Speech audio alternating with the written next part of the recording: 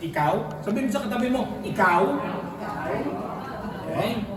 And the second factor is the God factor. Okay? Kasi, ako ilang beses ko nang nabasa itong text na to, but every time I read and reflect in this message, I always feel na, kumbaga sa, sinong nagkakakanggata dito ng niyog? Naranasan niyo yung maggata ng niyog?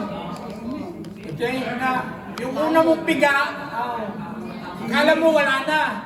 Pag piniga mo pa ng piniga, meron pa. Okay?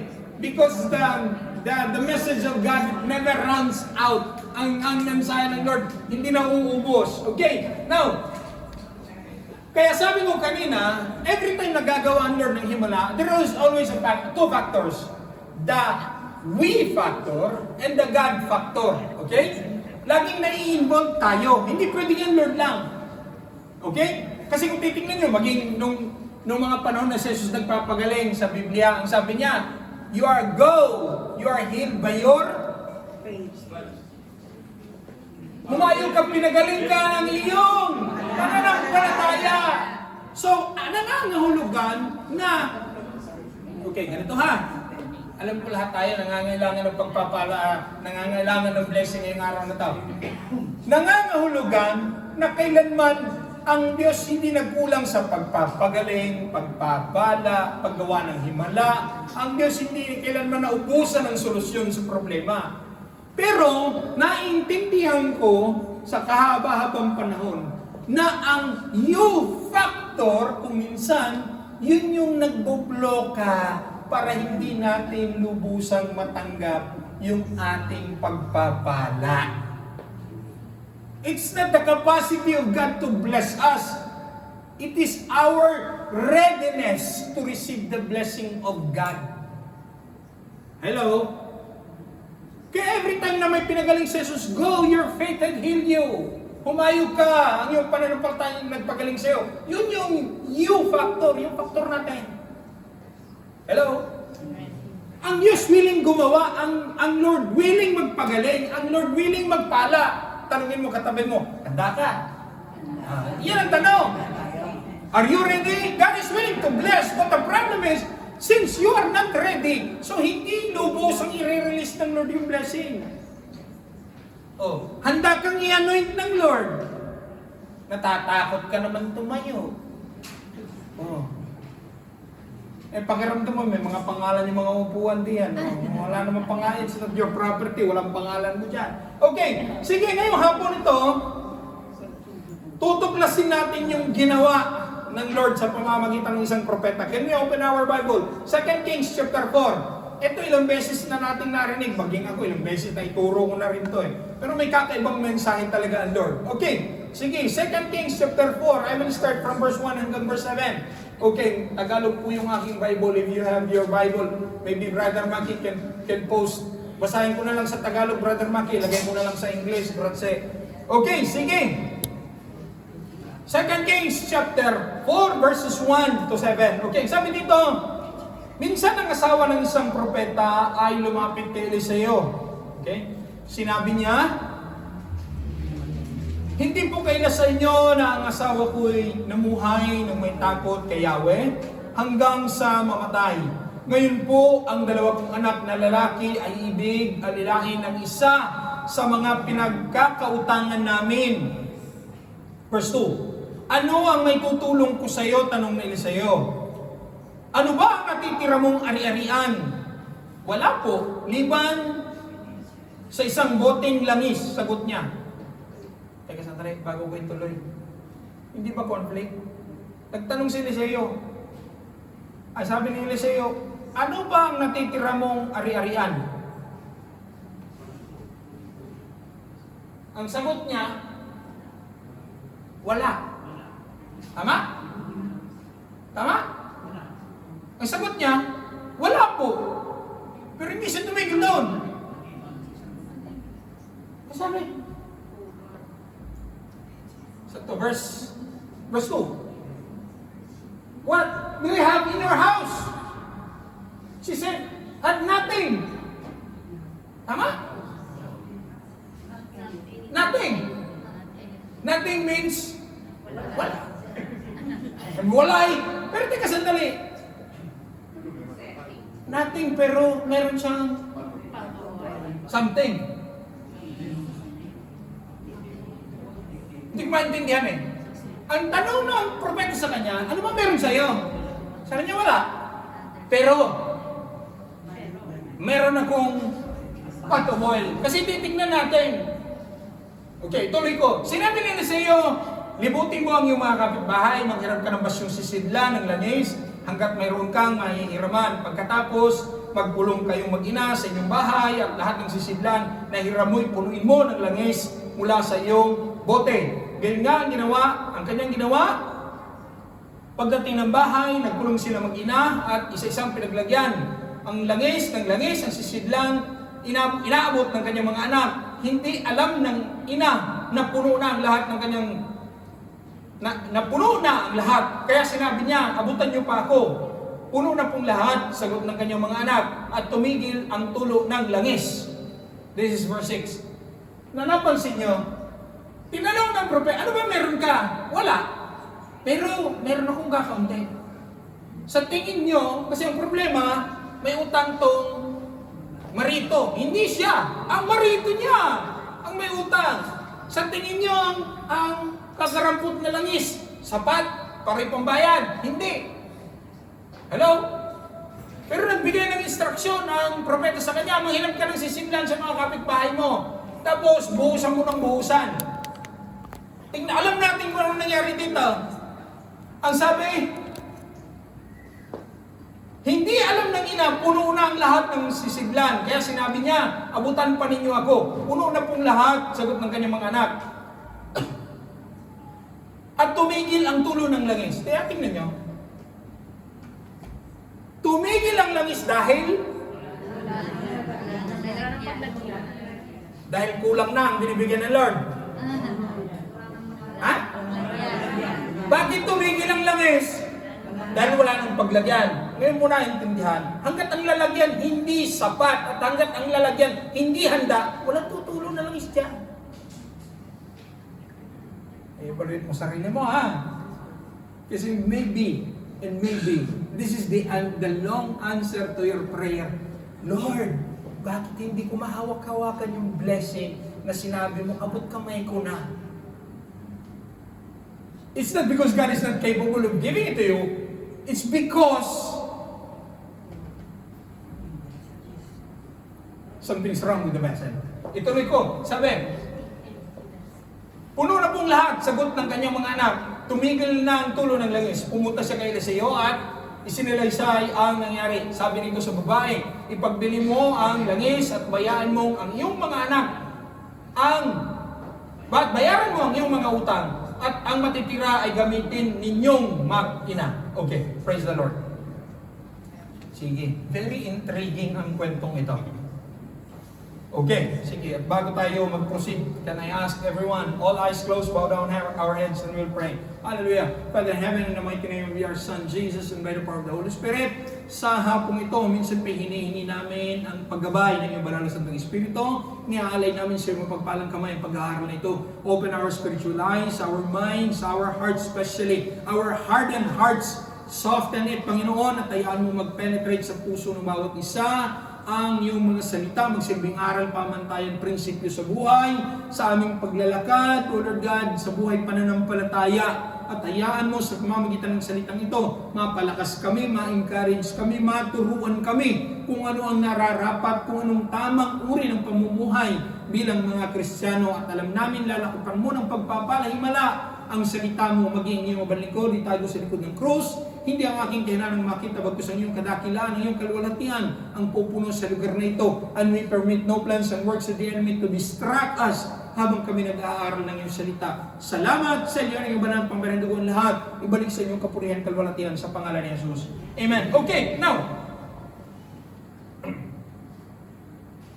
sa ating text, gaya ng sinabi ko kanina, hindi ang kakayanan ng Diyos ang tumigil na magpala.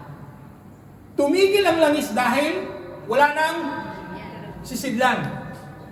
Okay. Sa ating mga buhay, hindi si Lord ang sumusuko eh. Hindi si Lord ang gumigive up eh.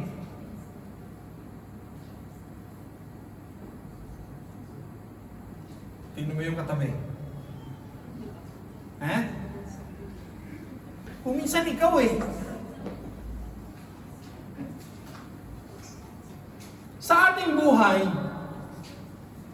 lagi natin isipin, hindi ang kakayanan ng Lord to bless us, to heal us, to use us, para ayusin ang pamilya natin. But there are times, tayo ang bumibigay eh. Tapos ganito ha, kaya ko sinabing hindi si Lord ang gumigive up. Kasi ang malimit na lumalabas sa bibig natin ganito, Lord, hindi ko na kaya. Lord, sobra na. Troppo doloroso. Lord, masyado na akong aping-api. Lord, ako na lang lagi ang nagbibigay, ako na lang lagi ang nagpapatawad, ako na lang lagi umuunawa. Oh. Kaya sa pagharap natin sa atin sa pagsubok, kung minsan, hindi minsan, kundi malimit sa madalas, it's not God that is giving up on us. It is we that is giving up on the plans of God. At there are times ganito. Okay. Sa ating pagharap sa problema, okay, many times nating laging sinasabi, kaya ko kaya? Sapat kaya?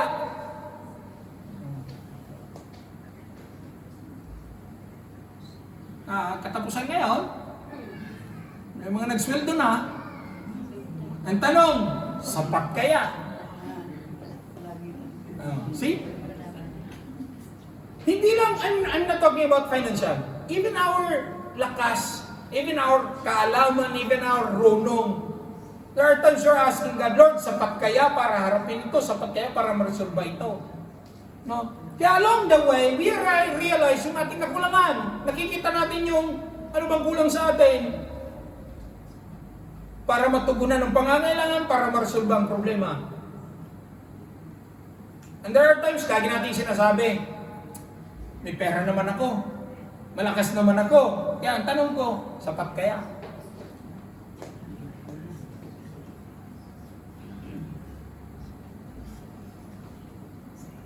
At dito ko rin nakita na maging yung babaeng ito sa isang ganitong sitwasyon, tinanong siya ng propeta eh, anong meron sa'yo? Sabi niya, wala. Ewan ko, bahala kayo kung paano niya i-analyze.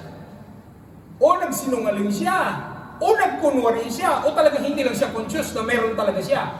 Kaya lang ang tanong ko, kung anong meron siya, sapat kaya? Kasi sa ating mga buhay, ang ating lakas, would it be enough? Ang sige, ganito ha. Kasi ang mga titig ninyo, titig bakasyon pa eh. Kasi ganito, ang ating bakasyon, sapat kaya? Hindi, kulang pa. Ang dami pa natin gustong gawin, ang dami pa natin gustong puntahan, pero hindi sapat. Pero ako naniniwala bilang anak ng Diyos, kung anong meron tayo na sa tingin natin hindi sasapat, pero pag inilagay natin sa kamay ng Diyos, ano nangyayari? Nagiging sapat. Ang sobra-sobra pa. Saka mo lang nare-realize na sobra-sobra pag nilagay mo na sa kamay ng Diyos. I'm talking about everything. From money, to time management, to solutions to problems, even your strength, even our health. Okay, now, sabihin mo sa katabi mo, magkakasya yan. Yan, encourage mo. Lumong-lumong ay. Nangihihina ay. Nakaupo lang yan dito pero may pinagdadaanan yan. Hindi mo lang alam kung saan. Huwag mo nang tanungin. Bakit? Pareho naman tayo. Huwag mo nang tanungin. Pareho naman tayo mga pinagdadaanan.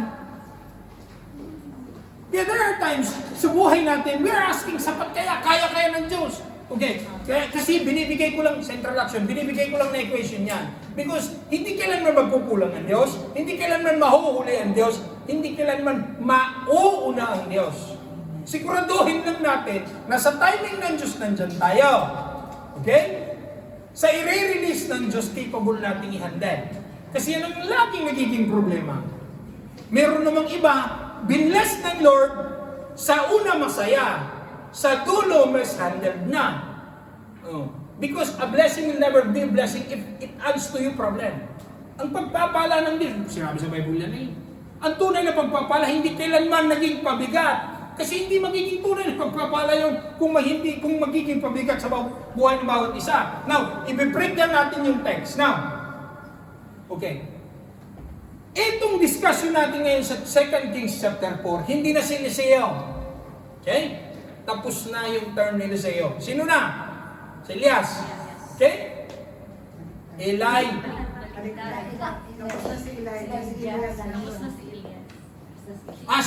Hindi kasi English. Elisha. Oh. Okay. Ang unang propeta, Elijah. Ang sunod na propeta, Elisha. Para hindi kayo ma-confuse, una ang J. Ako na-confuse ako. Para hindi tayo ma-confuse, una ang J sa S. Tama? Ready?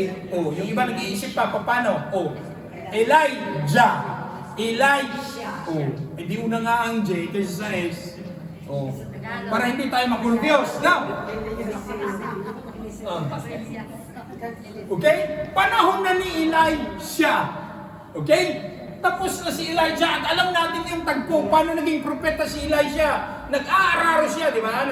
Nagkita sila ni Elijah eh. Oh. Tapos, ano nangyari? Nagkaroon ng transference of anointing. Nagtanong si Elisha, what do you want? Ang sabi ni Elijah kay Elijah, I want the double portion of your anointing. Oh. Ang sabi ni Elisha, matindi naman ang hinihingi. Ang sabi ni Elijah, matindi naman ang hinihingi mo. Ang sabi ni Elijah, no, I want the double portion of your anointing. Ang sabi ni Elijah, kung makikita yung mata ko, kunin ako sa langit, ibibigay sa'yo, ay nakita nga niya. Sinundo ng karahay, di ba? Tapos, nung packet na, nung nahulog, yung balabal, kaya kinuha niya yun. Kaya sa Biblia, mas maraming nagawa na himala si Elisha kaysa sa Elijah. Oh. Okay, in English ko lang. Now, ang problema ngayon ganito, dito sa chapter King, sa 2 Kings chapter 2, 2 Kings chapter 4, babae balo. Alam niyo ba na sa lumang tipan, ang lagi, maging sa bagong tipan, always binibigyan ng atensyon, mag-even sa ating pag-aaral ng sa New Testament, sa early churches, ang binibigyan ng kahalaga ng mga churches yung mga balo. Why? Because they have nothing. They really have nothing. Wala nang magsusustento sa kanila. Even sa life ni Paul, binibigyan niya ang importance, tulungan ng mga balo, pakainin ng mga balo, arugain ng mga balo. The same story, kaya lang sa Old Testament, babaeng balo. May ang problema dito, hindi bastang balo. Anong problema ng babaeng balo? Nagkautang. May utang siya. At tapos inaral ko. Sabi ko, pwede ba yun? Pero nakita ko sa Book of Deuteronomy, sa panahon ni Moises, na yung pinagkakautangan pwede. Magiging collateral. Ang tawag doon, slave. Okay? Ikaw collateral. May kinuha ka, may hiniram, may inutang, hindi mo kayang bayaran. Ang magiging, ang anak mo, pwede nilang kukunin as collateral, gawing slave. Sabi ko, pwede pala yun. Kasi I was wondering, bakit naging ganun ang... Kasi ang nananalita dyan ang nanay eh. Kukunin ko ang aking dalawang anak, gagawing alipin. Sabi ko, bakit nagkaganon? Tapos considering, anak siya ng propeta. At saka ka-research ko, because I've been doing this for the last 10 days, dito ko rin natuklasan, although ang babae ito, hindi sinabi ang kanyang pangalan, hindi sinabi ang kanyang tribo, hindi sinabi ang kanyang edad, hindi sinabi yung kanyang waistline size, hindi sinabi yung kanyang tangkad, maging yung kulay ng kanyang balat. Isang nakadescribe sa kanya eh. Asawa siya ng propeta. At sa kaka-research ko, there were a lot of theologians who were telling that probably this widow was the wife of Prophet Obadiah. Sabi ko, teka sandali. Lalo ako na-curious. Teka sandali. Asawa ka ng propeta. Yung asawa mo propeta, paano nahulog sa utang? And I was tracing back sa mga Old Testament, nagbasa uli ako ng history ng life ni Obadiah. Obadiah was able to train, kasi may prophetic school sila. And Obadiah was financing these prophets. Siya ang tumutustos. In fact, may nakita pa sa lumang tipan na may 100 propetang sinagip si Obadiah mula sa isang katibong hari. Kasi siya ang nagpa-finance ng prophetic school. Siya ang nagsusustain sa mga prophets. Sabi ko, kaya pala, ngayon ko naintindihan kung bakit katindi naman ito. Propeta naman tayo, nag-iwan ng isang katerbang utang. Siya nang galing yun, paano yun? Baka sabi ko, baka nag-shopping sa Sarabali, hindi na kaya. Baka nagpunta sa Kumpas o nag-5-6, hindi na kaya. Saan naman nagpuntang? I was just curious. Kasi sabi ko, at dito ko naintindihan, lalong lumalawak yung aking research, lalong nasasatisfy yung aking mga katanungan. Nung nabasa ko na ang probability na ang husband nitong widow na to was the prophet Obadiah. And I was reading his background again. Kaya sabi ko, kaya pala nakautang-utang si propetang Obadiah dahil nagpe-finance sa school, nagtutustos sa mga propeta, ang dami niyang mga pinakain, ang dami mga tinulungan. So probably, yung pinagkautangan ng pera doon pumunta. Pero lies the fact, may utang. At ang utang, dapat bayaran. Klaro yan. Now, isa sa magandang karakter ng babaeng ito, matindi ang utang niya, siguro malaki. Hindi siguro, dahil bakit? 2 anak ang kukunin ng collateral. Pero hanga ako sa babaeng ito, hanga ako sa widow ito. Bakit? Malaki ang pagkakautang niya, malaki ang consequence ng pagkakautang niya. In fact, hindi siya ang marito niya. Pero tingnan niyo ang babaeng ito. Hindi siya nagmaktol. Sigurado hindi siya umiyak. At lalo tigit, hindi siya nanisip. Anong malimit mo reaksyon? Ikaw kasi. Ano ba naman? Ganda, mga misis. Ano ba naman to, anak? Ang iniwan ng ama mo sa atin. Kahaba-habang listahan. Ang nakalagay dito, puro alak, pulutan na alak, pulot. Buti na lang, buhay natin, hindi ganun, tapos na tayo doon. Amen? No! Although his husband was a prophet, hindi may iwasan there was an issue. Kagaya natin. Although Christian tayo, may mga issue tayo sa buhay. Sige, tagalogin natin yung issue. May mga pinagdadaanan. Kaya yung katabi mo, nakaganyan, nakatingin sa akin, pero ang utak niyan tumatakbo doon sa kaya tapos na ang aking sab, paano kaya Lunes maghahanap na naman ng trabaho, kanino kaya ako manghihingi na naman ng trabaho, tapos na ang sab. Tapos, magpapadala na naman ako sa mga estudyante sa Pilipinas, kaya ako kukuha nito. Nakaupo lang yan dyan, nakangiti, tinitignan mo, pero umiyak ang puso niya. Okay, sige, let's be practical. Ang babaeng ito may utang. Hindi man tayo lahat may utang financially, but I can guarantee you, pare-pare tayo may mga hinaharap. Hindi lang financially. Hello? Do you agree with me? Lahat tayo may mga hinaharap. Mari hindi pinansyal. Kaya tingnan mo na yung katabi mo. Nakangiti yan. Pero isang tonelada ang dala niyan. Now, gaya ng sinabi ko, matindi ang babaeng to. Hindi siya nagmukmok, hindi siya nagmaktol, hindi siya umiyak, lalo tigit, hindi siya nanisi. Kaya reminder sa ating lahat to, yung 4 iwasan natin. Huwag ka magmaktol, huwag ka magmukmok, lalo tigit, huwag ka na munang umiyak. Wala na hong iiyak, pastor, ubos na luha eh. Tapos lalo tigit, sa dulo, huwag ka manisi. Kasi ganito, magsisihan man tayo magdamag, ala na, nangyari na, tapos na. Tingnan nyo, kung sinisi baga naman ng babaeng ito, yung si Propeta Elijah, kasi yung masawa ko, sasama-sama pa sa inyo. Kung nagsaka na lang sana at nagbukid, wala kaming utang. Hindi ganoon. Kaya, lagi ko sinasabi, magsisihan man tayo, Tapos na. It's too late. Worst, nagsisihan yan. Lumilipad, lumalabas maanghang na salita. Guarda, kay lalo tayo nagsisisihan, lalo nagpipedyo ang sitasyon. Hello? And later, nagliliparan ng mga parola dyan, hindi na makain, masasakit na. It's not good. Now, nung lumapit ang babaeng ito, ang binungad niya, hindi niya binungad agad na may utang siya. Ang binungad niya ganito, your servant, my husband, as a faithful prophet. So, pinauna niya yung positibo, bago yung negatibo. Nakarinig na kayo niyan. Ano atin? May dala akong balita. Dalawa. Anong gusto mo una, Marte? Yung maganda o yung negative? Yung positive o yung good or yung bad news?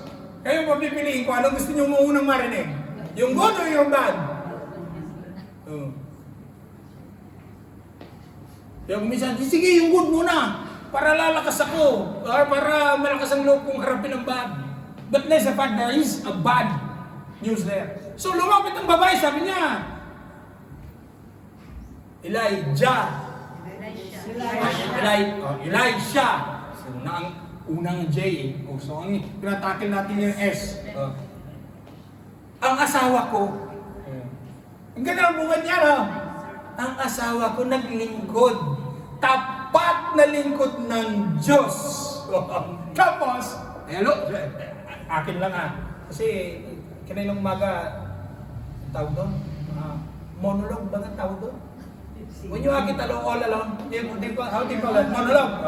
Kasi sila tulog pa I was waking up early, kahit pagod. I was waking up early. I was doing the monologue all by myself. Ako lang mag-isa sa kusina. So, minonologue ko yung senaryo. Elijah, my husband, your servant was a good person. Tapos, ako narinig sa magot. Laura? Laura, ano ngayon? Tapos sagot ng babae, may problema Ang sabi, titingnan niyo yung conversation. The prophet was telling her, what can I do? What can I do for you? Kasi ganito yan, nakita ko rin in comparison. Sa lumang tipan, pag nagkakaproblema ang mga citadino, saan sila pumupunta? Usually hindi sa propeta. Sa hari sila pumupunta. Naalala niyo yung dalawang babae, nanay, yung dalawang anak. Kanino sila pumunta? Sa propeta? Hindi. Kanino sila pumunta? Sa hari. Yun ang magre-resolve ng kanilang problema. And this time, dapat ang mag-mediate sa problema ng babae, hari. Pero hindi pumunta doon ang babae. Saan siya pumunta? Sa propeta. Bakit? Thinking that his ex-husband, former husband, yung yumao niyang husband, lingkod ng Diyos. Kaya ang nilapitan niya, tama o mali? Tama. So, pero ikaw, may mga mali ka nilalapitan. Ganito, klaroin natin May mali kang kino-confide na ng iyong problema. Hindi sinasabing mali ang pag-confide mo ng problema. Mali ang mga taong kino-confide mo ng problema. Na dapat yung lalapitan mong tao makabigay sa iyo ng sound advice, good counsel. Ansi, pag sinabi mo ang problema mo doon, anong nangyayari? Lalong gumagalang, lalong gumugulo ang buhay. Bakit? Let's accept the fact, marami ang nakikisawsaw. Kasi nagiging uncontrollable na Once the note, unaboltan lumabas ang notitsang yan. May issue ngayon. Ganito. Ganyan. Once na naipasa mo yan sa maling klase ng tao, it becomes uncontrollable. Parang forest fire yan. Itong babaeng ito, tama ang nilapitan niya, propeta, umaasa siya. At nananampalataya siya, kaya siyang tulungan. Now, here goes the question. Ang sabi ng propeta, what can I do for you? Sinabi niya, may utang ako, yung creditor nandiyan. Ang creditor parating. Parating pa. Nagbibigay pa lang ng notice yung creditor. In 2 days time, kukunin ko yung anak mo. In 1 week time, kukunin ko yung mga anak mo. In 10 days time, kukunin ko yung mga anak mo. So, ibig sabihin, yung creditor wala pa, pero parating na. At yung action ng creditor, consequence ng pagkakautang. So lumapit ang babae kay propeta. Ang sabi niya, nirakunta niya, ang sabi ng propeta, what can I do for you? Sinabi niya lahat-lahat. Now, tingnan niyo. The widow situation, as we observe, is a painful, napaka-painful na eksena ng isang suffering. Kasi ako ngayon ko naintindihan kung bakit sumagot siya nung tinanong siya ng propeta, ano ba meron ka?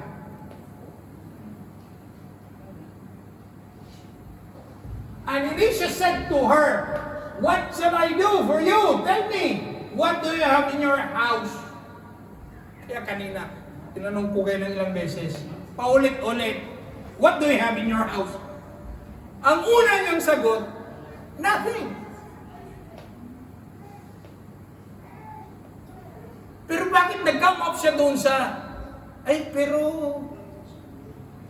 meron palang isang buting langis. Alam niyo, naalala ko to. It's not bad, please don't take me wrong, it's not bad. Pero naintindihan ko rin kultura kasi talaga daw to ng mga Ilocano eh. Sa gabi, ang mga Ilocano, kahit anong gawin mo, lalo tigit yung mga sinauna, bawal maglabas ng pera. Paggabi. Kaya tanungin mo ng mga Ilocano, dati kwarta mo, awan. Bakit? Sa gabi, hindi yan sila nagpapalabas ng pera. Ewan ko, is it, culture, pamahin, or whatever. I don't know. Pero basta sa kanila sa gabi, walang maglalabas ng pera. Kaya naalala ko noon, nag-minister kami ni Pastor Fred, hapon. Inabot kami ng gabi, pinag-pray namin, bedridden eh. Yung pala, kinulang, pinag-pray namin. Lord, ito ka, natapos kami, alas 8. Pauwi na kami. Sabi ko kay Pastor Fred, kamot yung pastor na kasama ko eh. Pambira ni Panggas man lang, hindi tayo binigyan. Sabi ko, at least nagpasalamat. Tapos tinanong namin, nag-uusap silang matanda, naririnig ko, naintindihan ko naman eh. Sabi ng matanda, huwag daw maglabas ng pera kasi gabi. Sabi ko, ganun ba yun? Kaya dito ko naintindihan, sinabi ng babae, tinanong, propeta nagtanong eh, alam mo naman, kayo na mag-analyze. Kaya sabi ko kanina, o nagsisinungaling siya, o nagkukunwari siya, o talagang meron siya, pero hindi niya alam na yung meron siya, hindi sapat. It will never be enough. Yan yung title natin ngayong hapon. It will never be enough. What you have in your possession, it may not be enough.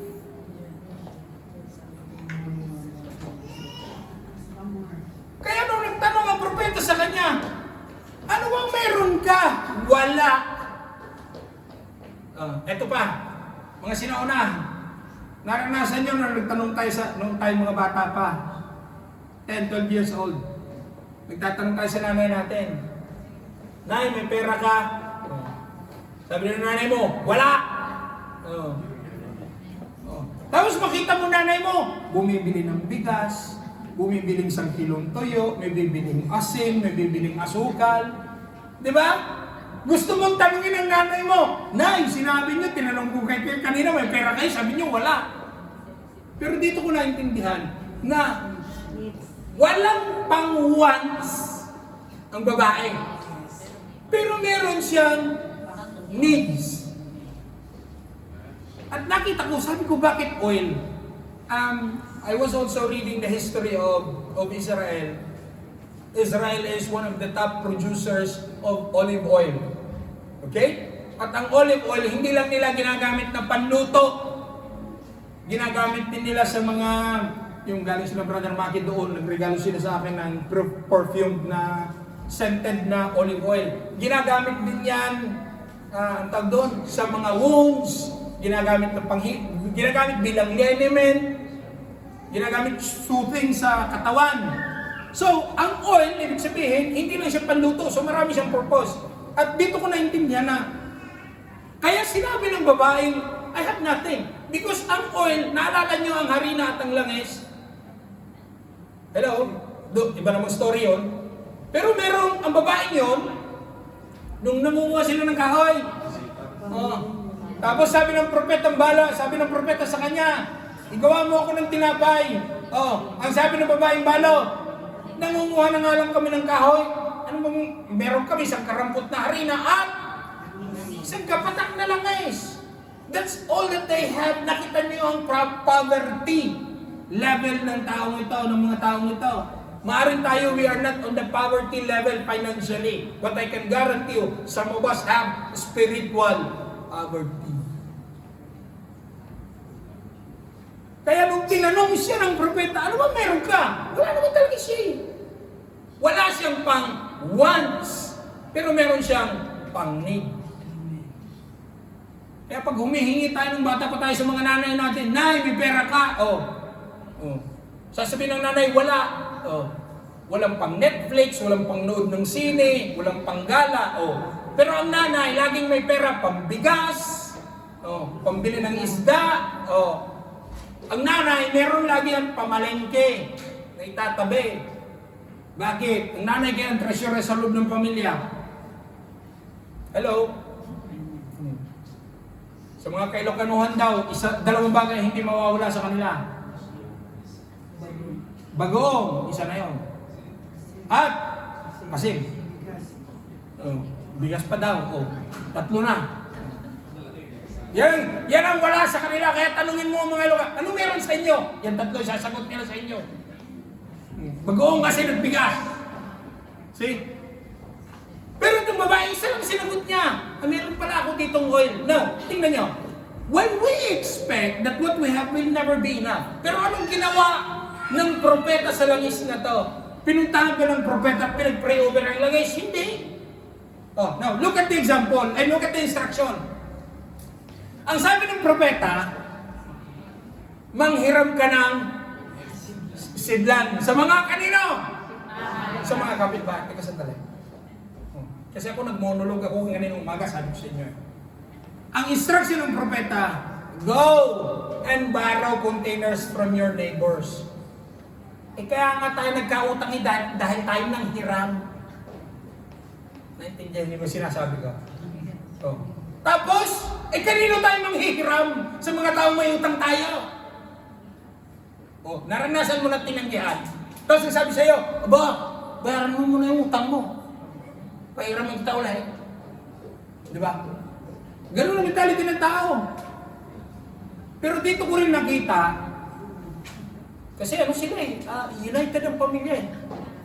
They were looking for one big solution and their one big problem. Na dapat ang pamilya, dapat ganito. How we wish na lahat ng pamilya, pag may problema, dapat tulong-tulong. Nung nagbigay ang propeta ng instruction sa nanay, obviously, hindi narinig ng mga anak. Because ang dalawa lang nag-uusap yung widow lang yung propeta. Ang mga anak nasaan? Nasa bahay. Nung umuwi ang nanay, sinabi sa mga anak, anak, manghiram kayo ng sisidlan.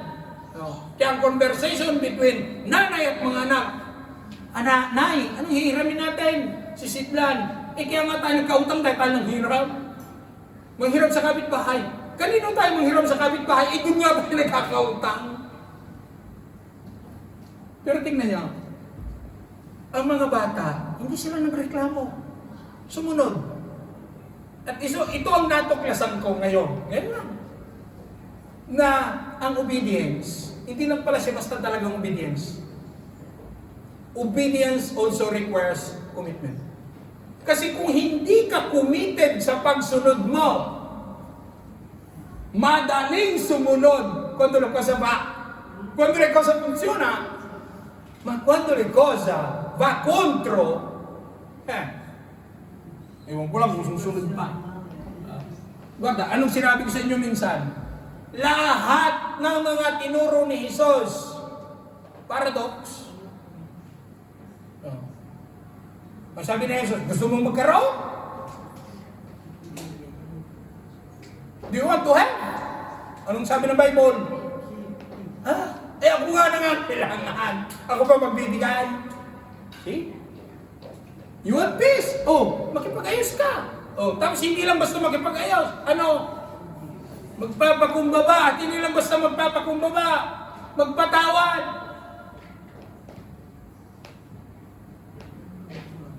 Ina-analyze ko rin yung katayuan ng babae. Nung sinabi ng propetang, manghiram ka. Teka, sandali. Nagkakautang na nga ako, manghihirap pa ako. Sa tingin nyo kayo may magpapahiram. Pero maganda, dahil ang hiniram, hindi pera. Teka sandali. A lot of us takes the very, very common mistake. May utang kay Maria. May utang kay Maria. Magkano? 500. Uutang kay Jose, 550. Yung inutang kay Jose, itatapal kay Maria. Okay? May labis pang 50. So, imbis na 500 lang ang utang niya, naging 550 na ngayon. So, ang utang, imbis na liliit, lumalaki.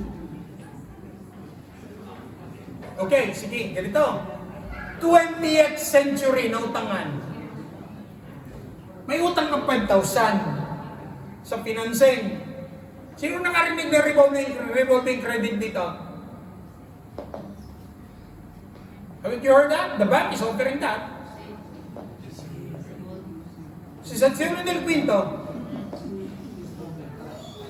O sige, hindi nakaintindi ko yung ng Talyano, taga-Inglesin natin. Revolving credit. Okay, ganito. Ayaw nyo ng revolving credit eh. Sige, ganito, example ko.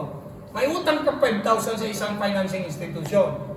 Ang sabi ng isang creditor sa'yo, kami nang bahala, doon sa utang mo, sasaldahin namin.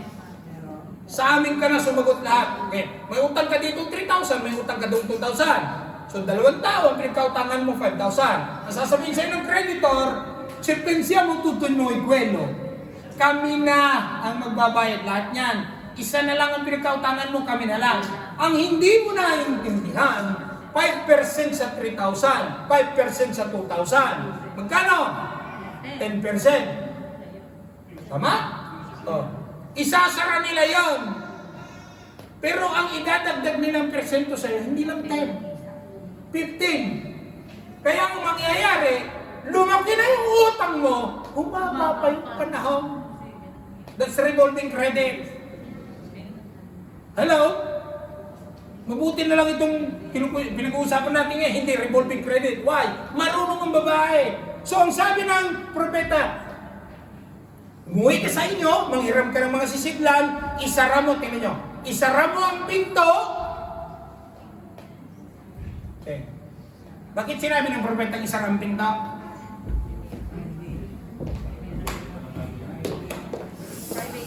Bakit sinabi ng propeta, isara mo ang pinto, ha? Sige nga, bakit? Sige. Ano sa tingin niyo ang sagot? Isa nakita ko dito eh. Habang inaaral ka, hanggat may marites. Walang himalang mangyayari dyan. I believe that. Why? Bakit? Kasi, pag magkataon na may marites doon sa, may makakakitang marites doon sa mga, and besides, that miracle, constant yung dahan-dahan. Hindi naman binuhos ng babae, isang galon na gating, 10 liters agad, no. Sisidlan eh. Gano'n kaya kaliliit yung mga sisidlan na yun? And that pouring out takes time. Ito atin natin lang ha. Kaya pag nangusap ang Lord sa iyo, at pag may pinapagawa ang Lord sa iyo, at pag may ibinulong ang Lord sa iyo na blessing, sabihin mo sa katabi mo, pasensya ka na ha, akin na lang muna. Kasi kung minsan nabublo ka eh, nauunsyami eh. Hindi nyo naintindihan ang sinasabi ko. Ang sabi ng Lord, ang sabi ng propeta sa kanila, manghiram ka ng mga sisidlan sa kapitbahay. Kung may nakakitang marites doon, ang una-una sasabihin, ang lakas naman ang loob mo. At alam niyo kung bakit? Wala naman pwedeng gawin ng marites kundi negative influence sa buhay niyo. Hello? Kaya nga sabi ko kanina eh, obedience is good, but obedience requires commitment. Sa mga mag-asawahan, sa mga mag-asawahan, look at me.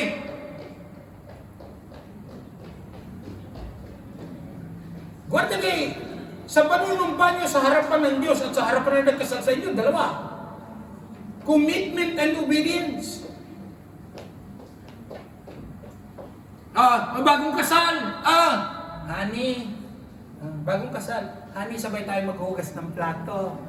Bagong kasal eh. Pagkalipas ng panahon, lumilipad na ang plato. Oh. See? Oh.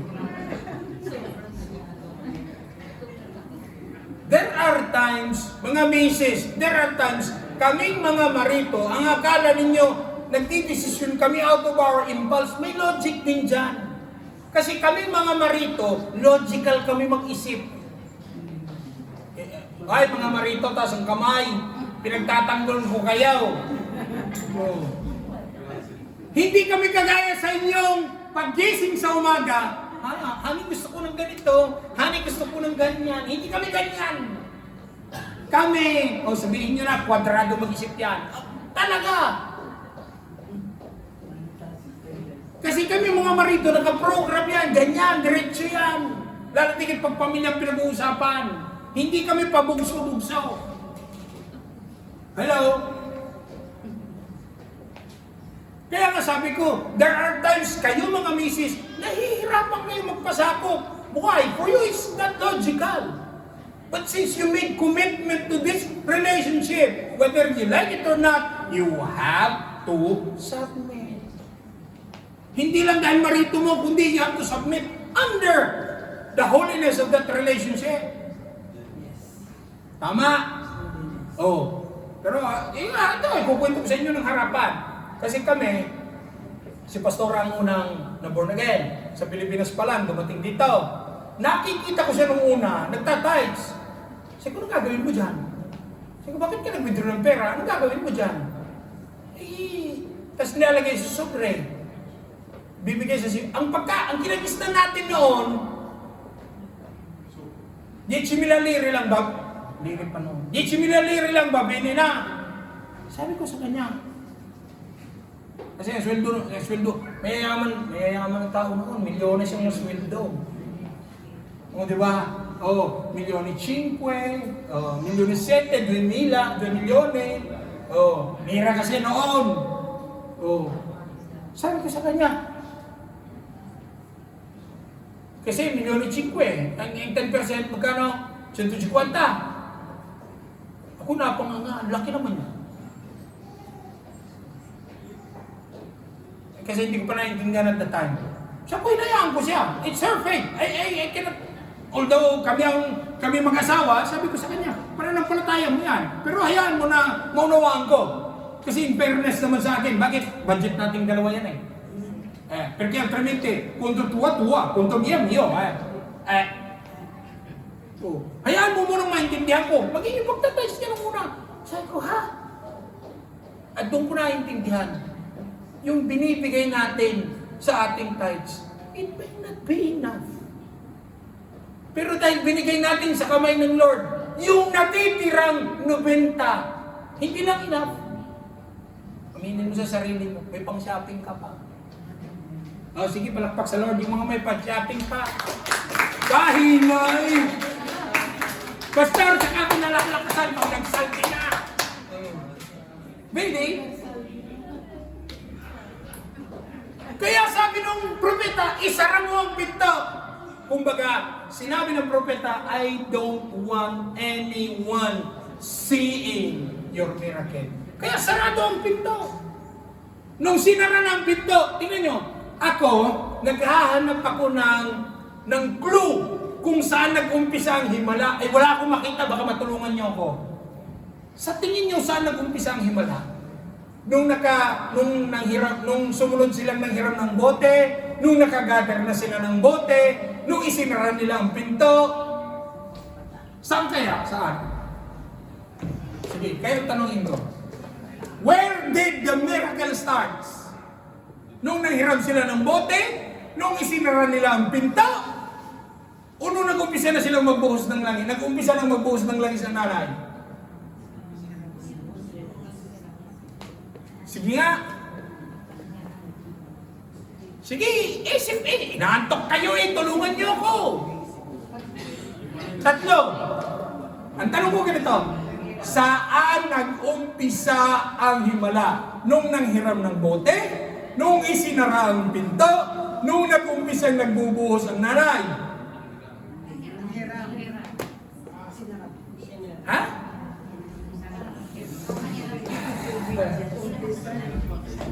Sige. Saan sa tingin ninyo nag-umpisa ang himala? Nung nanghiram ng bote? Nung isinara ang pinto? O nung nagbubuhos na ng langis?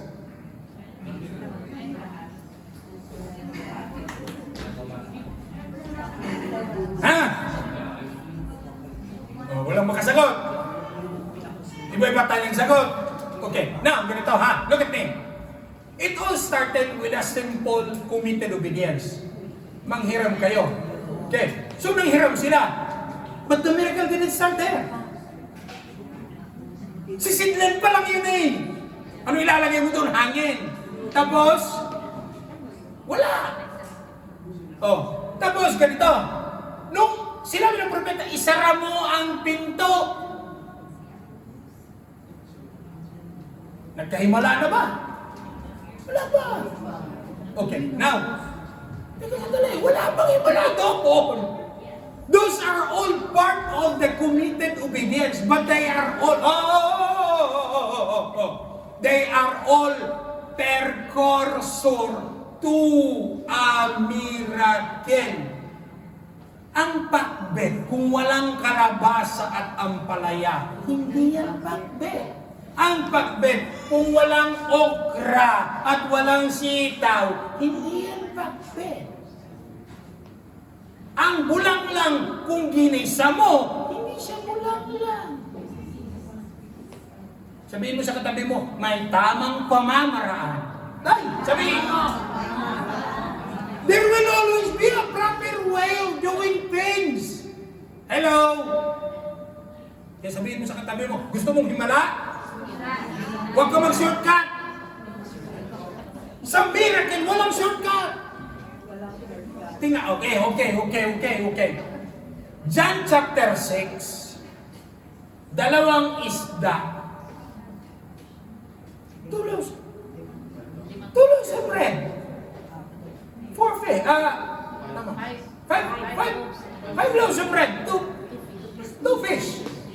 Sa tingin nyo kasya? Hindi. Ilan ang kumain? 4,000, lalaki pa lang. Oh. Tingnan nyo, may precursor ng miracle doon. Kung hindi binigay, una, tingnan nyo ha, kaya sabi ko sa inyo, close the door. Bakit? Ang mga disipulo mismo, may mga marites na yun. Ano sabi ng isang disipulo? Lord, kahit isang taong sweldo dito kulang, ipakain sa mga tao. Oh, tapos ang sabi ng isa, kahit mag 24/7 operation ng bakery, kulang, ipakain sa mga tao. Sabi pa ng isang disipulo, ano sabi ng Lord? What do you have? 5 loaves of bread and 2 fish. Sa tingin nyo aabot? Sa tingin nyo, would it be enough? No.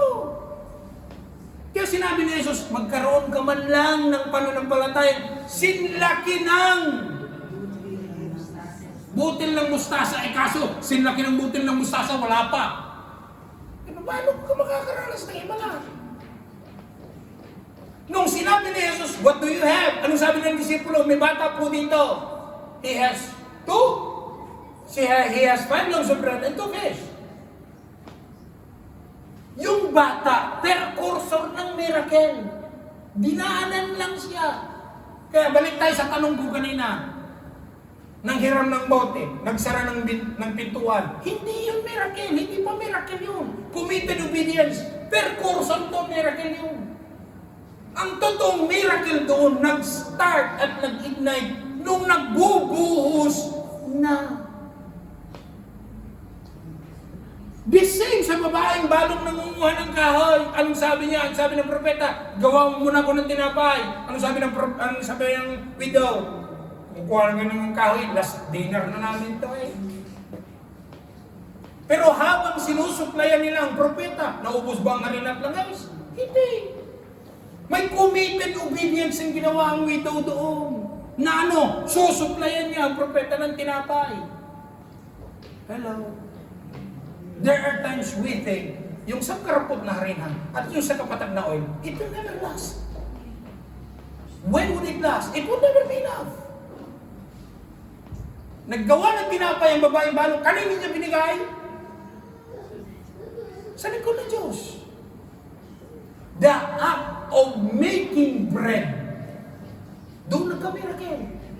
Dito sa kwento natin, nung nag-umpisa ng magbuhos ng langis. Na-imagine nyo, bahay, lumang tipan, yari sa ano? Yari sa palya, may no bricks. Doon sila. Kasi dalawang anak na lalaki, plus sa babae, nun sila sa loob, 3. Ang daming mga bote, mga jar. Na-imagine nyo silang 3. Nag-umpisa ang himala noong ang widow, nag-umpisa na siya magbuhos. Hello? Kaya sa buhay natin, the act of giving alone towards God na walang ibang motibo, doon palang mag-iiskata ng himala ng Diyos. And mind you, regardless of the number that you give, kahit mag-touch ka ng 6 digits, ano sabi ng Bible? Kinatutuwa ng Diyos ang cheerful giver. Kung nagbigay ka ng checking 6 digits na kasimangot naman ang mukha mo, nagmumurmur ka naman, walang effect din sa Lord yun. Miracle starts when we start acting on it. Noong isinuko ng bata ang 2 fish and 5 loaves of bread, saka nag-start ang himala. Nag-pray lang si Jesus, in-offer lang ang tinapay. At doon din, sa John chapter 6, saan nag-umpisa ang himala? Nung pinag-pray ni Jesus? Nung binigay ng bata? Hindi. Nung dinidistribute. See? The same process. Kaya old and new, the procedure is the same. Sabihin mo sa katabi mo, kasi ang Diyos hindi nagbabago. See? Ang Diyos tapat noon, ngayon, at magpakailan ng mystery mo. God is faithful. Hello? Hindi yan magbabago ang Diyos. Kaya lang may mga precursors to miracles yan. Kung hindi mo masunod yan, dahil ang Diyos, ako naniniwala, walang shortcut. Sa Lord, walang shortcut. Hello? Maging si Jesus dito. Hindi pwedeng ipako agad siya sa cross. Nilitisin muna siya sa korte. Pagkatapos siya niliti sa korte, nilati ko muna siya, nagpakasakit, nagpakahirap. Tapos, bago siya pinako dito, binuhat niya muna to. Tama? Walang shortcut doon. Sa tingin nyo, kaya may muling pagkabuhay kung walang pagkapako dito? Wala. Ang akala ng kaaway, ipinako si Jesus dito, namatay si Jesus. Tapos na, hindi. Paraan ng Diyos yun. That nailing on the cross is a precursor to resurrection. Kung walang pagkapako sa cross kay Jesus at walang pagkamatay dyan, walang muling pagkabuhay. Sige, pumalakpak ang mga inaantok.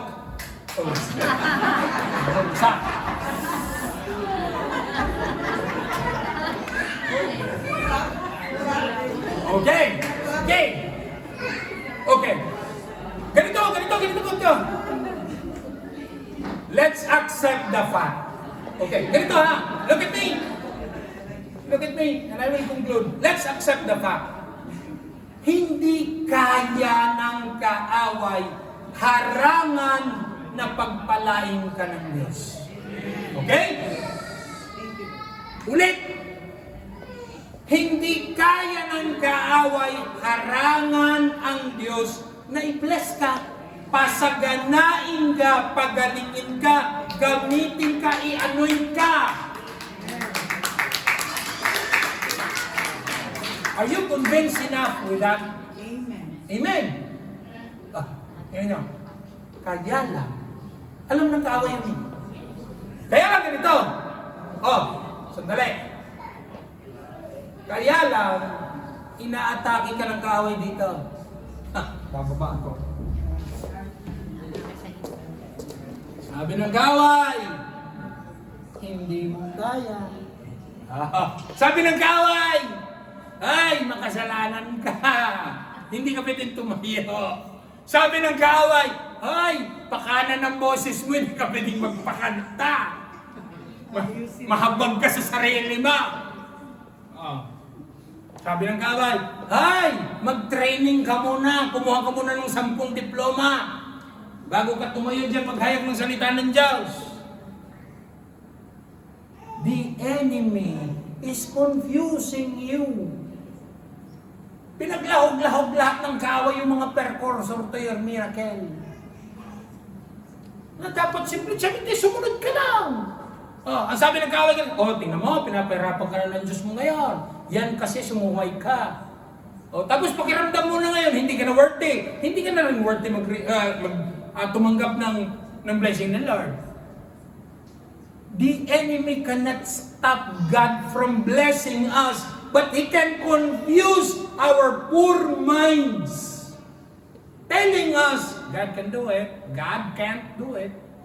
Hindi man God can do it, dahil alam niya ang kakayanan ng Diyos. Ang sasabi ng kaway sa'yo, you don't deserve it. Tapos may tanong pa ako ganito. Tingnan niyo babae, no? Widow siya. Asawa siya ng propeta. Why do bad things happen to good people? And likewise, good things happen to bad people. Natanong niyo sarili niyo yan. Ha? Kaya laging lumalabas sa bibig mo, mabuti ka ba? Tapos ganito, Lord, naglilingkod naman ako. Lord, nagsasakripisyo naman ako. Lord, nagbibigay naman ako. Pinapamukha ko sa Lord eh. Lord, nagbibigay naman ako. Nagtatimes naman ako, Lord. 20% pa eh. Pinapamukha pa sa Lord. Pagkaramdam niya yung pagtatimes niya, utang ni Lord sa kanya. See? It is because, why? Dinidikdik ng kaaway sa utak mo.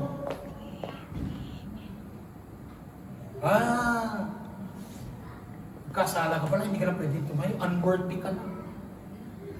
Yan ang sinasabi ng kaaway. Kung ganyan ang mentality mo, look at this. Every time you look at this will remind you. Sabihin mo sa katabi mo, ay, forgiven ka na. Sabihin mo, ay, forgiven ka na. Ayan, this will remind you, every time you feel the guilt inside you. Look at this. Wala nang tao dyan kasi nag-resurrect na.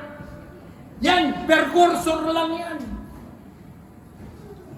Sabi ng kaway, hindi ka pwedeng tumayo. Hindi mo kaya, hindi ka pwedeng tumayo. Marumi ka, magkasalanan ka.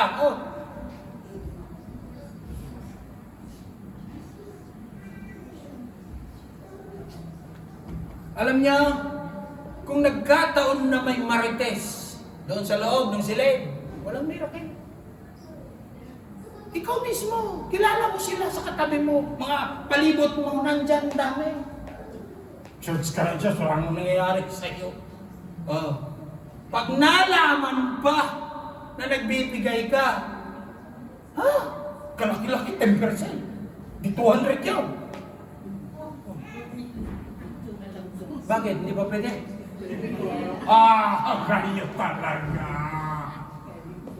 Nagbibigay ka sa church sa tundaan? Baka may mag-react na naman. Sa totoo lang yung binibigay mo 300. That's only 10%. Paano kung biniligtan ng Diyos? Di ba sa hindi ka nakaimik? Sabi ni Lord, 90 ang aking, 10 lang sa'yo. God is not fair. God is not unfair. God is fair. Kung minsan yung iniisip natin, Lord, saan ba aabot ang 90? But since you give the 10, it's the alam niyo ba yung 10 protection sa 90 mo yun? Yan lagi ang equation natin.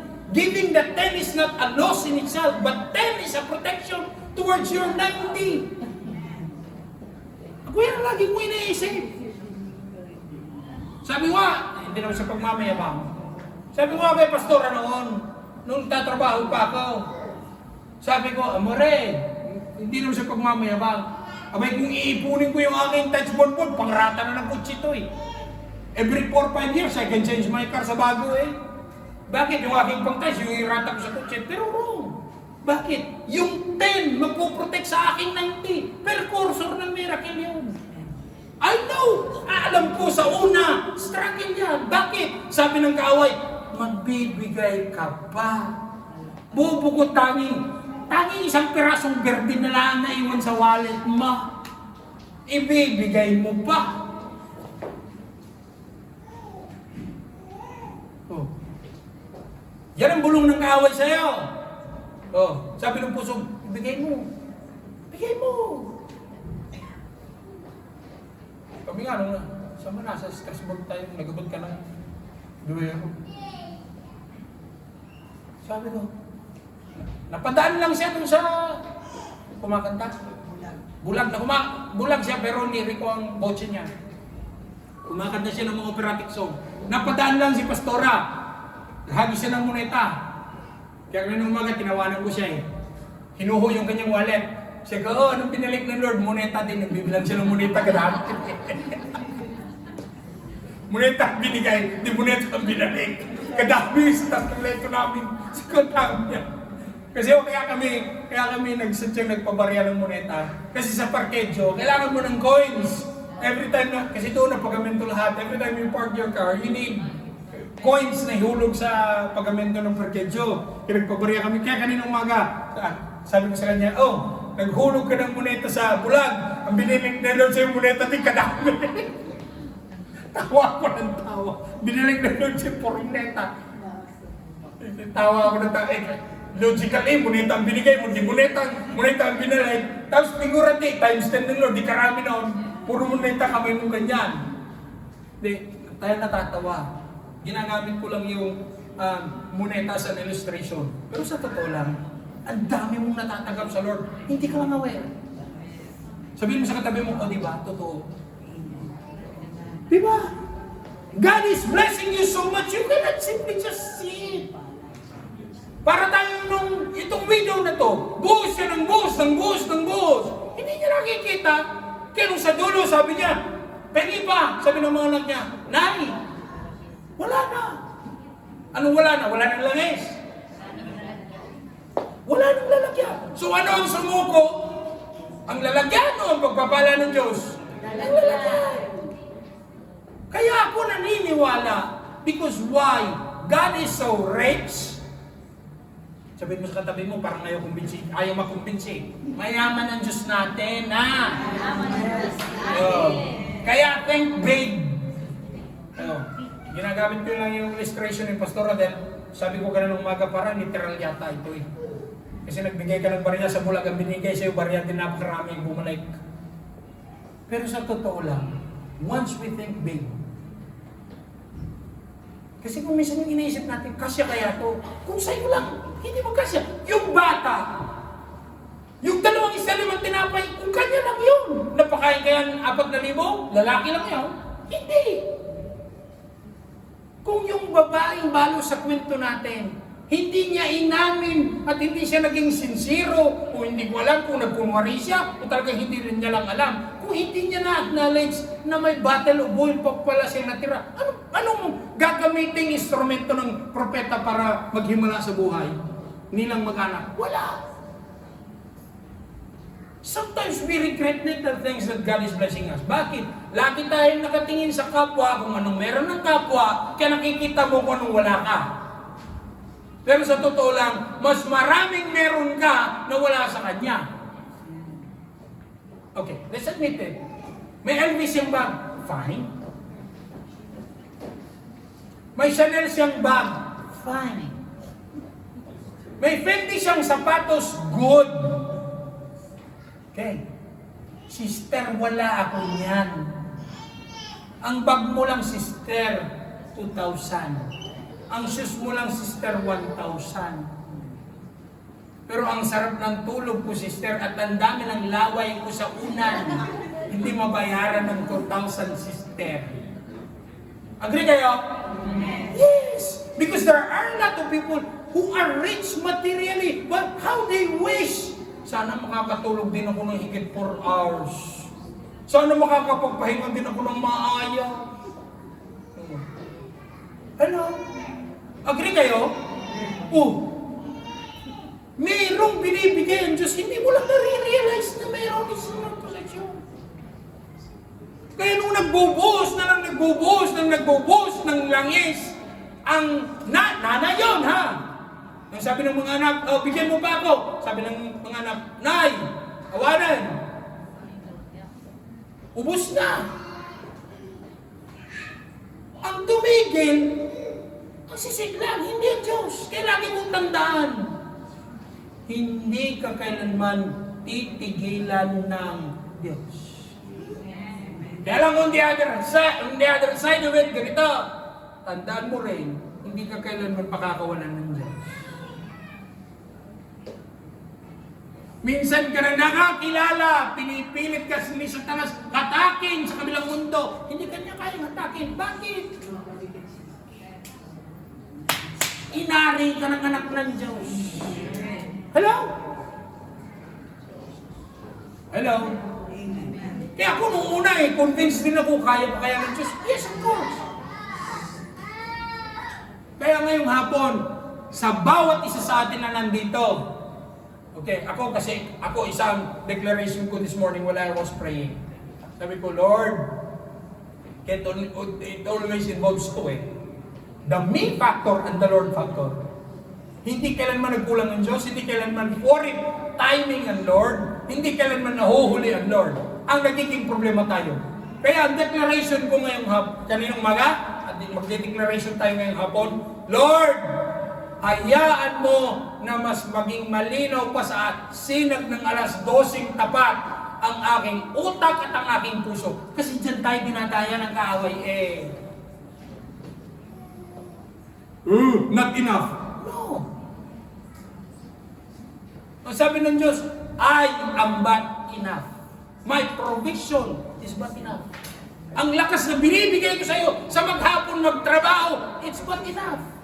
Kaya hindi mo napansin, kahit anong extraordinaryong labor mo, hindi kayo mayaman.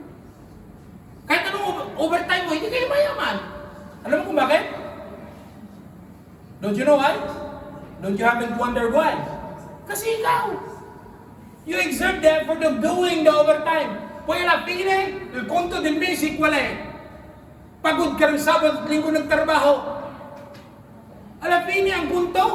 Wala. Hello? Sabi ko, oo nga, Lord, matagal na pala kaming sinusulsulan ng tinataya ng demonyo in our heads and in our hearts. Hello? Kaya ngayong hapon, ang encouragement sa bawat isa. Kaya ako sabi ko, Lord, let our hearts and our minds magliwanag lagi ang presensya mo. Kasi dito tayo natatalo nadadaya tayo nag-aaway Lagi sinasabi ng kaaway, hindi sapat ang talent mo, hindi sapat ang kakayanan mo para magturo, para mag-share ng word, para gamitin. Hindi ka worthy para i-bless ng Lord. Tapos meron pang magmamartes, oo nga. Lalo katuloy na discourage. Kaya huwag kayong dumikit sa mga negative thinkers sa buhay ninyo. Yung mga tao na kapalikod sa inyo negative thinkers, cut them off. I-unfriend nyo sa Facebook kung kinakailangan. Tahasan kung sinasabi sa lahat. Wala nang binato sa inyong mga tawag doon? No. FB sa ating mga matatanda, sa mga kabataan iba. Instagram. Ang mga negative influencer sa buhay niyo, tanggalin niya. At lalo tigit, kayo ganito. You guys, huwag kayo ang example. Huwag kayo mag-post ng negative emotion.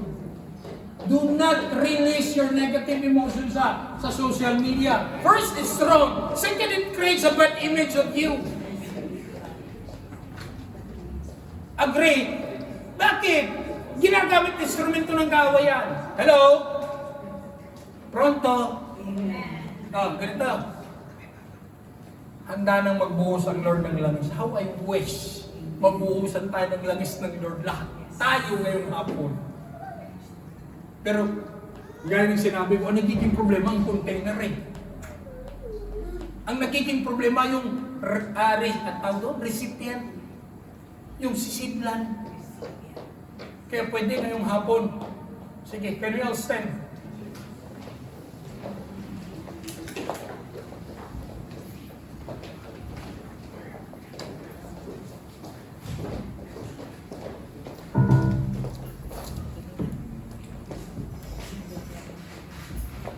Okay. Just allow the keyboards to play. Ganito ha.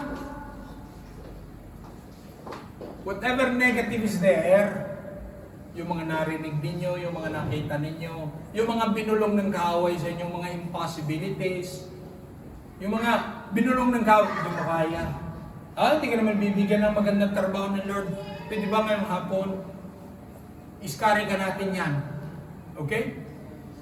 Kasi paano tayo mapupuno ng Lord kung tayo mismo sa puso at sa isip puno ng negative? Hello? Kaya I would like to ask everyone, can we all close our eyes and bow down our heads? Hallelujah. Hallelujah. Hallelujah.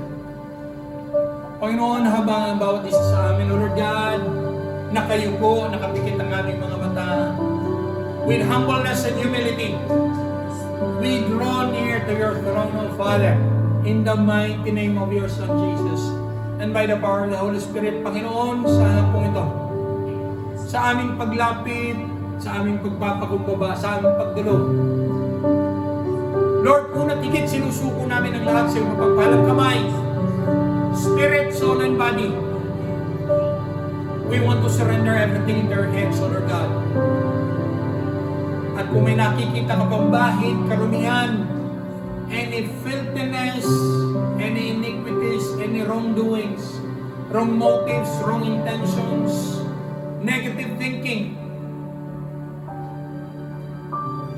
unbelief, lacking in faith. Panginoon, alam namin ang word na impossible. Applicable lang yan sa amin, Panginoon. Alam namin na ang word na impossible is not applicable to you because you are the God of impossibilities. Kaya, Panginoon, sa buhay ng bawat isa, in our hearts and in our minds, remove every negativity. Lahat, Panginoon, ang binubulong ng kaaway, hindi namin kaya, hindi kami karapat-dapat, kulang ang aming kakayanan, hindi kami bagay. Panginoon, remove everything. At hayaan mo sa puso ng bawat isa sa amin, Lord God, mangibabaw ang tiwala, ang pananampalataya sa iyo, Panginoon, na maaring whatever we have will never be enough.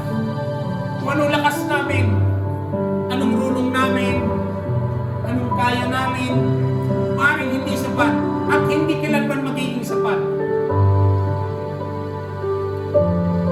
Even, Panginoon, ang mga kapatiran mo are facing financial hardships, O Lord God. Maaaring kung anong meron kami, it will never be enough, O Lord God. Pero hayaan mo, Lord, sa oras na ito, we surrender everything into your hands. Kagaya ng babaeng balong ito, Panginoon, nung tinanong siya ng propeta, anong meron ka? Nakita niya ang kanyang kawalan. Nakita niya ang kanyang karupukan. Nakita niya ang pagdarahop sa kanyang buhay. Pero Panginoon, nang sumagot ang babaeng balo, may isang kumpote ng langis. It's all that she had. Panginoon, ikaw nakakaalam kung anong meron kami. Maaring isang dakot ng pasyensya na lang, isang dakot ng pangunawa na lang ang natitira. Maaaring isang dakot na pagmamahal na lang yung natitira. Maaaring isang gramo ng understanding na lang ang natitira. Lord, sa patuloy, maaaring maging ang lakas, Lord God. Kalahating kilong lakas na lang ang natira, Lord. In facing testings in life, it may not be enough, Panginoon. Hallelujah. Pero sa hapong ito, Panginoon, can we raise all our hands, both left and right? Raise it. Tanda ng pagsuko sa pagtaas ng dalawang kamay. Panginoon, anong meron kami? Sa oras na ito, sinusuko namin ang lahat sa iyong mapagpalang kamay. Hallelujah. And as we release everything into your hands, hayaan mo, Panginoon, that as you empty us, as you will empty both our minds and our hearts, Panginoon, through these hands, sa pamamagitan ng mga bukas na palad na ito, Lord God, pupunuin mo kami. Hallelujah. Fill us with your love. Fill us with your patience. Fill us with your understanding. Fill us with your compassion. Fill us with goodness, your goodness. Fill us with your righteousness. Fill us with the fruits of the Holy Spirit, Panginoon. Hallelujah. At alam namin lahat ng kulang idaragdag mo sa aming mga buhay. Panginoon, desire namin yung mga intangible things. At lalo tingin, O Lord God, we are also praying, itinataas din namin siya mapagpalang kamay, ang membro ng aming mga pamilya, husband, wives, children, na naliligawan landas, Panginoon, isinusuko namin silang lahat sa iyong mapagpalang kamay. Kung kami lang, hindi namin sila kayang baguhin. Kung kami lang magsasalita, sino kami para kanilang pakikinggan? Pero Panginoon, put power in our lips. Put the words of conviction of the Holy Spirit in our lips. Na tuwing mangangaral kami, tuwing magsasalita kami, Panginoon, lalabas sa bawat pag-usap namin, lalabas sa aming mga bibig, ang mga salitang tutupok, susunog, magpapalambot sa matitigas nilang puso, sa mga matitigas nilang saradong kaisipan, O Lord God. At hayaan mo sa pamamagitan namin, kagaya ng propetang ginamit ko instrument ng pagpapala, Panginoon, sa babaeng balo. Kami man, gamitin mo rin instrumento, Panginoon, sa mga taong nangangailangan. Let each and every one of us be an extension of your finger sa mga taong nakapalibot sa amin, nakapaligid sa amin na nangangailangan. And Lord, we know and we believe na kami muna ang mananagana dahil paano kami magbibigay kung kami mismo sa lahat. Kami mismo mananagana ng iyong pag-ibig. Kami mismo mananagana ng iyong provision, Panginoon. At kami nagdideklara, walang anak ng Diyos na magdarahon. Pagpos, Panginoon, lahat ng anak mo, pasasaganain mo, Panginoon. Hallelujah. And Lord, we even pray sa mga kapatirang may sakit karamdaman sa oras na ito. Because of your stripes, we are healed. Dahil sa iyong mga latay kami pinagaling. Kaya naman sa oras na ito, Panginoon, anumang sakit karamdaman sa aming mga pisikal na katawan, kami nagdideklara ng kagalingan mula ulo na hanggang kalampakan. Maging, O Lord God, mga mahal namin sa buhay, hallelujah, we're suffering from illness and diseases. Release forth your power from the throne of your glory. Hallelujah. And release healing in their lives, Panginoon. Kami nagdideklara na may pananampalataya ang kagalingan sa mga mahal namin sa buhay. You are a God that's not limited by time nor space. Panginoon, kaya saan man naroon ang mga mahal namin sa buhay na may masakit karamdaman, idadaloy mo ang kagalingan. And Lord, sa buhay ng bawat isa sa amin, sa mga bukas na palad nito, Panginoon, ano man ang desire ng puso ng bawat isa, idaloy mo sa mga bukas na kamay na ito. Lord, kayo po nakakaalam sa miniliti ng puso ng bawat isa. Idaloy niyo, Panginoon, ang pangangailangan ayon sa pangangailangan ng bawat isa sa amin. pera. Hallelujah. By the power of the Holy Spirit, receive in Jesus' name. Receive, receive, receive. Receive, receive, receive the desires of your heart. Hallelujah. Receive the restoration of your family. Receive. Hallelujah. Tanggapin mo ang kaligtasang idinadaloy ng Diyos sa pamilya mo, sa mga anak mo, sa asawa mo, sa kapatid mo, sa mga magulang mo. Hallelujah. Lord, salamat. Acts 16:31, we continuously declare, isa makakilala mong sambayanan ng maliligtas. Kaya naman sa oras na ito, kami nagdideklara ng kaligtasan sa aming buong pamilya. Hallelujah. And Lord, dalangin din namin sa mga kapatiran hindi namin kasama, na sa oras na ito nasa bakasyon pa, Panginoon, kung paano kami pinagbala, paano mo dinaloy, hallelujah, ang blessing, ang healing, ang fruits and gifts of the Holy Spirit sa aming mga buhay. Ganun po rin idaloy sa aming mga kapatiran. Because, O Lord God, we declare, hallelujah, in the validity of your corporate anointing, of your corporate blessing sa buhay ng bawat isa. At pagpalain higit ang aming spiritual family. And Lord, maging yung mga dadalhin mo pa ng mga pamilya, mga dadalhin mo pang mga kapatiran, O Lord God, sa lugar na ito na maging kabahagi ng aming spiritual family. Panginoon, ng aming dalangin, Vogliamo accogliere loro con tanti grandi amore. We want, O Lord God, hallelujah, na akayin sila ng may pag-ibig. Kaya, Panginoon, patuloy namin dalangin maging bukas ang pintuan ng simbahan ito sa lahat ng naghahanap at nangangailangan sa iyo, Panginoon, at gamitin mo ang bawat isa sa amin to become an instrument, an extension of your hands. Panginoon, sa hapong ito nagkakaisa kami, buong puso ka namin pinapasalamatan sa lahat ng aming tinanggap, maging sa lahat pa ng aming tatanggapin sa pangalan ni Jesus. Hallelujah. Manatili po tayo nakatayo for our Holy Communion.